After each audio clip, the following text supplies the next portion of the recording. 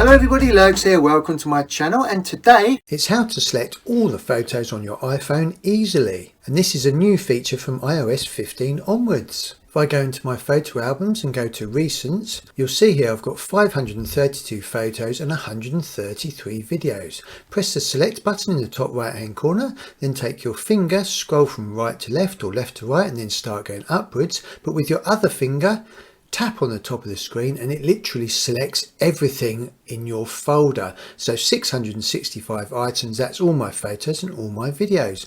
Once you've done that, you can then do whatever you want with them. You can delete them or press this icon here and send them off to wherever you want. If you're stuck on an older version of iOS, unfortunately you will have to select all the photos and videos by just keeping your finger on the screen and just scrolling up to the top and just waiting.